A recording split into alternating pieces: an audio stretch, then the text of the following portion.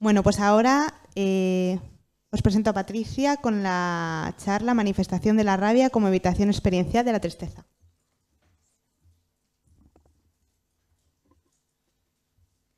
Hola, buenos días a todos. Como os acaban de decir, soy Patricia Fernández y bueno, junto con mis compañeras Gala y María, que hoy no están aquí, soy residente en el Servicio Riojano de Salud y queríamos compartir con vosotros pues, este trabajo en el que tratamos de pues, mostrar cómo la manifestación de la rabia puede funcionar como una evitación experiencial de otra emoción como la tristeza, ¿no? Lo primero de todo, justificar un poquito por qué consideramos que esto es relevante, ¿no?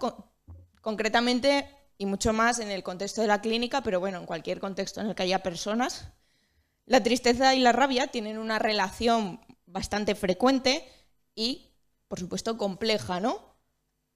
Hay estudios que nos hablan de que hasta en un 50% de los casos diagnosticados de trastorno depresivo mayor aparece un ánimo irritable o ira concomitante, ¿no? Claro, si decimos esto, asumimos que ya estamos hablando, ¿no?, desde esta perspectiva de los modelos categoriales y diagnósticos.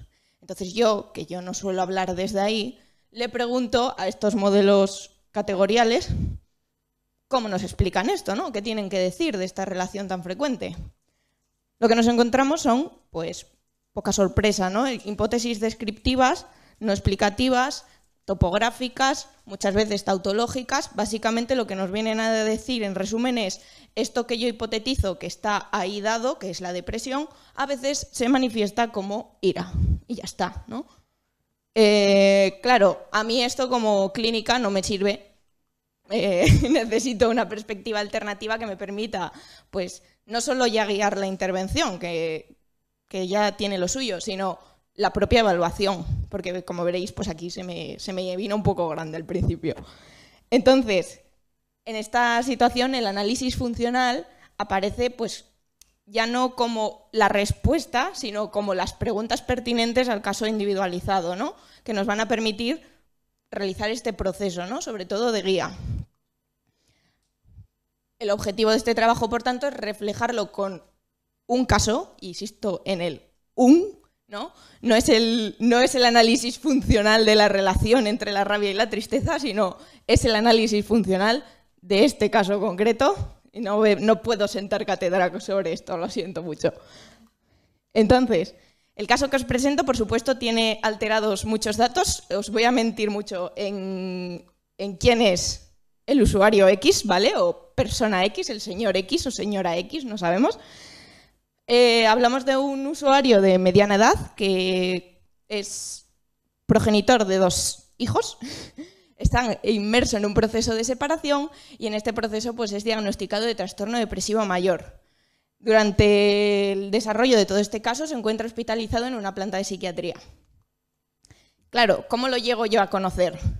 Pues esta persona acude a urgencias después de haber realizado un comportamiento autolítico. En el momento de esta primera evaluación, lo que objetivamos es un ánimo triste, ¿no?, con mucho abatimiento, anergia y sobre todo destacaba la desesperanza. Nos verbalizaba cosas, ¿no?, una pequeña muestra de lo que nos verbalizaba era no voy a ser capaz de hacer frente a esto, no me imagino otra vida distinta a la que he llevado hasta ahora y yo no me puedo quedar solo. En este momento se decide pues, realizar un ingreso para poder llevar a cabo una intervención más intensiva. Sin embargo, cuando vuelvo a evaluar en la planta, lo que me encuentro es una situación aparentemente totalmente distinta. Lo que se evidenciaba era un ánimo irascible con una hiperactividad fisiológica importantísima, verbalizando amenazas auto- y heteroagresivas dirigidas a las personas implicadas en su situación, sentimientos de injusticia, muchos reproches y pues nos comunicaba cosas como siempre he sido muy fuerte y lo voy a demostrar y yo no merezco lo que estoy sintiendo o lo que me han hecho. Claro, en este momento y en cualquier momento en la clínica pues uno tiene que hacerse las 2 preguntas. ¿Qué ha ocurrido y qué está ocurriendo, no? El problema es que yo tardé en hacerme estas preguntas y me vi durante un tiempo de esta manera, ¿no? Yo era sentimientos teniendo un ser humano delante de este usuario, ¿vale? Y realmente pues esta rabia interfirió muchísimo con el proceso porque pues a veces era el usuario quien ponía fin a la sesión y a veces era yo quien ponía fin a la sesión porque estaba escapando, básicamente. No os voy a engañar. También intenté aplicar control aversivo sin haber comprobado si era aversiva. Spoiler, no lo estaba siendo. Entonces, como os podéis imaginar, durante un tiempo me encontré bastante así, ¿vale? Sin embargo, espero que, bueno, pues presentaros el proceso, ¿no? del análisis funcional os ayude como me ayudó a mí a entender todo el origen y el mantenimiento del fenómeno que estaba observando y, sobre todo, pues luego realizar una intervención. Empezamos presentando un resumen muy escueto de las variables disposicionales, hay muchas más y me da mucha pena no poder meterme a fondo, pero empezamos sobre todo con que X nos hablaba de una historia de malos tratos en la infancia desde edades muy tempranas y de cómo se había generalizado una respuesta de rechazo hacia las personas que identificaba como autoridad y precisamente nos identificaba como autoridades a los sanitarios. La historia de aprendizaje, esto es un cajón desastre de variable disposicional, pero voy a mencionar varios aspectos. Estaba muy marcada por una vida muy itinerante, periodos de vivir en la calle, formar parte de bandas con ideologías y filosofías de vida concretas. Y aquí X lo que acababa concluyendo un poco era mostrarme triste, que era lo que yo tactaba. Él decía débil o vulnerable. No me ha reportado ningún beneficio en una situación así. Sin embargo, ser fuerte, violento y agresivo me había permitido afrontar situaciones con pocos recursos y contextos sociales poco favorables. X también se encontraba en una situación relativa de aislamiento social debido a que cuando empieza esta relación de pareja a la que estaba poniendo fin, había hecho muchos cambios en su estilo de vida y concretamente se había centrado casi exclusivamente en su trabajo y el cuidado de su pareja y sus hijos. Concretamente llegaba a decir que eran su única fuente de bienestar, ¿no? Y además tenía muy poca experiencia reciente de reforzamiento social en otros contextos distintos, lo que llevaba asociada a esa anticipación de desesperanza y fracaso en caso de anticipar la pérdida. También había una historia de consumos de tóxicos que, aunque había alcanzado la abstinencia gracias a la intervención con servicios especializados, X había retomado en este momento de mayor malestar, lo que pues conllevaba mayor impulsividad, desinhibición y tendencia también a la merma de la capacidad de autogobierno de conducta. Y por último, la variable disposicional por excelencia de este caso concreto, la manifestación de una ira, una rabia muy intensa, con una importante carga fisiológica y muchísima conducta encubierta. Empezamos un poco a preguntarnos, ¿no? ¿En qué momento empieza el malestar? Y X identificaba clarísimamente como el comienzo de que todo empezara a ir mal cuando su pareja le comenta que se quiere separar, ¿no? Aquí habla de una reacción de miedo intenso ante la pérdida de esta única fuente que él decía de bienestar, y a lo que responde con una sobreimplicación, tanto en la relación de pareja como en el estar en casa, que inicialmente le reporta cierto alivio porque pues empiezan a pasar más tiempo juntos, las cosas parecen que empiezan a ir mejor, aparece la idea de puedo controlar esta situación y revertir la posible separación, y además pues se va reduciendo ese miedo a la pérdida. Esto, sin embargo, genera otra respuesta en su pareja que trata de poner un límite concreto y distanciarse de X. Aquí él habla de cómo el malestar ya se complejiza, ¿no? Y ya no solo hay miedo, sino mucha preocupación por anticipar que evidentemente esa pérdida se va a dar en el periodo próximo, y tristeza por lo que ya se ha perdido, ¿no? Esa parte de pasar más tiempo juntos y cierto bienestar ya no está presente.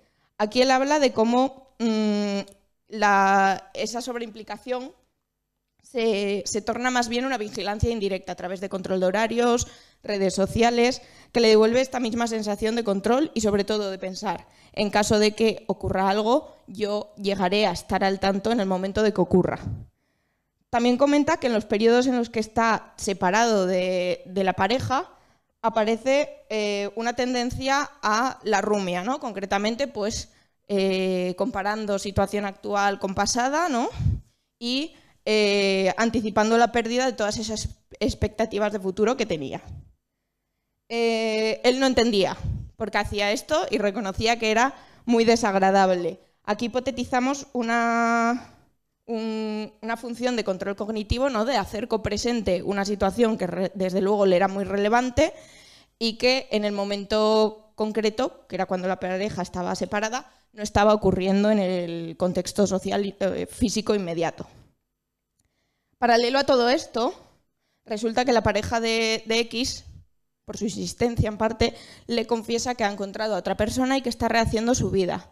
Esto hace que X confirme, ¿no? Esa necesidad de permanecer alerta, vigilante, y aparece un montón de conducta privada nueva de esto puede ser que ya estuviera pasando de antes, necesito esclarecer qué es lo que está ocurriendo ahí, ¿no? La rumia se intensifica también y desde luego se dispara el malestar. En este contexto esto es cuando X abandona el domicilio familiar y vuelve a la casa maternal, ¿no? Ahí permanece durante mucho tiempo aislado y la rumia es la tendencia conductual de X en ese momento. Aquí ya habla de que se evidencia esa pérdida y la emoción elicitada es una tristeza caracterizada sobre todo por eso, por mucha desesperanza, mucha sensación de fracaso, ya no solo en la relación matrimonial, sino vital. En esta situación, pues X con buen criterio decide, ¿no? De forma activa busca apoyo social, concretamente en su madre y sus hermanos, y comenta que un discurso que inicialmente comenzaba hablando de me encuentro mal, finalmente se iba progresivamente moldeando hacia tú no te mereces esto que estás sintiendo, con todo lo que tú te has esforzado, los que deberían sufrir deberían ser ellos, que reforzaban a través de este apoyo social pues un discurso más de carácter crítico en X. Este tipo de verbalizaciones lo que hacían es que la situación como pérdida perdiera peso frente a la interpretación de esa situación como un engaño o una injusticia, lo que elicitaba una respuesta de rabia que en X es una respuesta que tiende a surgir de forma muy intensa, ¿no? Por estas variables disposicionales. En esta situación lo que ocurre es que la rabia enmascara esa tristeza, más que una evitación sería casi que un escape, ¿no? De mismo modo que fomenta o predispone a tener este tipo de discurso más crítico y amenazante. El mantenimiento que se hipotetiza, ¿no? Para esta emoción fuera del contexto clínico tenía que ver con el funcionamiento a nivel cognitivo y privado de X, ¿no? La tristeza seguía apareciendo o siendo elicitada a través de la rumia y la crítica elicitaba esa rabia que permitía el enmascaramiento. En sesión, concretamente, el volver a hablar de la pérdida, de algún modo reactivaba todo este proceso funcional, ¿no? Y lo que hacía además era reforzar negativamente esas amenazas y críticas, porque como os digo, si X decía que se acababa la sesión se acababa, y si yo decía que se acababa la sesión, se acababa la sesión también, ¿no? Esto se habló con X y se hicieron ajustes en el análisis funcional un poco en función de lo que íbamos, ¿no? De la propia interacción. Fue eso que comentaba antes Natalia, ¿no? Esta relación bidireccional entre el análisis funcional y la interacción clínica. Entonces, después de esto, lo que se hizo fue proponer estos objetivos de tratamiento. Concretamente, empezamos con algo falaz, ¿no? Diferenciar extinción pavloviana, extinción operante, además de una conducta que es, ¿no? Probablemente funcione dentro de una clase funcional, ¿no?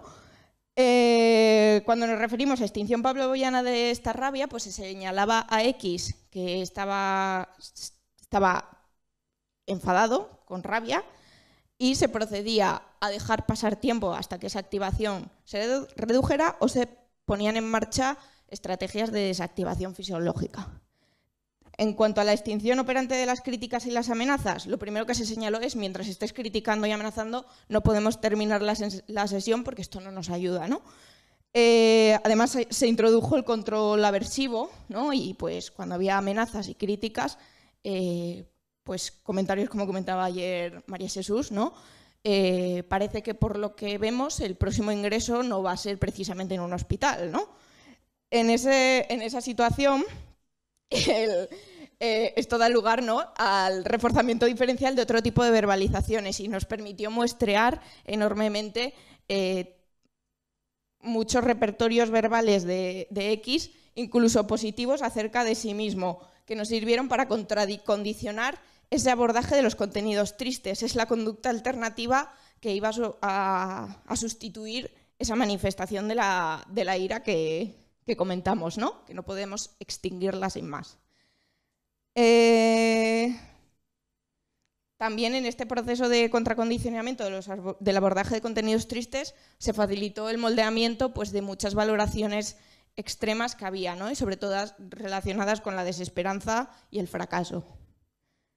Se trabajó la psicoeducación de la función de la rumia a través de esta ilusión de control cognitivo de la situación para poder pasar al compromiso con la acción de las actividades que eran relevantes para X, y concretamente aquí echar mano del cuidado de los hijos fue clave, ¿no? Y progresivamente pues X tuvo una evolución positiva que permitió que pudiera salir de nuevo a su entorno.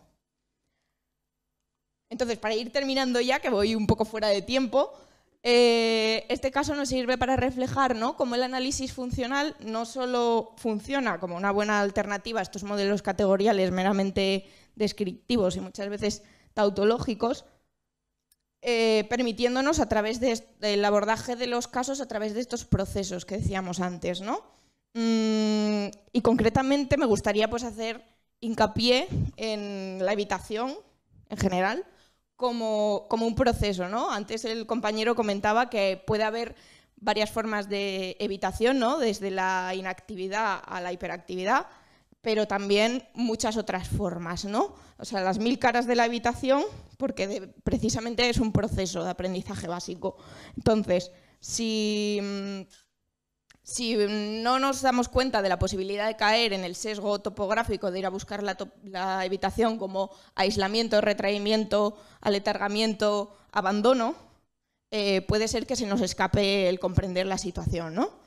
Entonces, simplemente señalar eso, compartiros aquí por si alguien quisiera en algún momento alguna referencia, y agradeceros a todos la atención y sobre todo el generar estos espacios de compartir.